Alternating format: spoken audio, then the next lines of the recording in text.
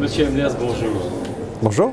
Vous vous êtes arrêté sur ce stand et avez pointé une pièce particulièrement intéressante qui est africaine, si je ne m'abuse. Vous avez tout à fait raison, c'est une pièce qui vient du Congo. Et si je me suis arrêté sur cette pièce, c'est autant pour la pièce que pour la manière dont elle est disposée, parce qu'elle se trouve dans un stand que j'ai trouvé fait de façon assez merveilleuse, puisque c'est un stand qui a pris le pari de mixer art contemporain avec art, je dirais, ethnique et plus traditionnel, avec des pièces assez anciennes.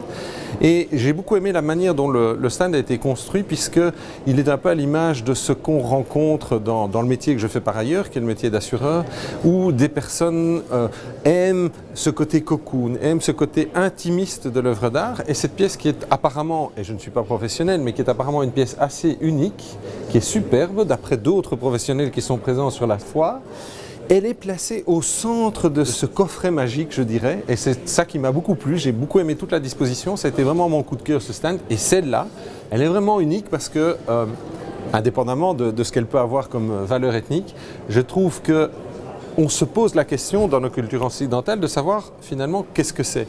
Est-ce qu'il s'agit d'un sceptre? Est-ce qu'il s'agit d'un bâton magique? Est-ce qu'il s'agit... Eh bien non, il s'agit tout simplement, excusez-moi l'expression, d'un chasse-mouche. Peut-être pour un personnage important, certainement pour un personnage important. J'ai trouvé tous ces paradoxes ici extrêmement intéressants. Êtes-vous collectionneur vous-même?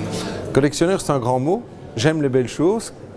Je crois comme beaucoup de monde qui est présent ici. Je suis un amateur, je me mets comme amateur d'œuvres d'art, mais c'est vrai que l'art ethnique est une de mes sensibilités, l'art contemporain aussi, et parfois des dessins classiques. Je trouve que dans le dessin on ne peut pas mentir et c'est ce qui m'intéresse. Et c'est ce que je retrouve un peu dans l'art tribal, c'est ce message très vrai, très authentique, très pur et très très fort en même temps.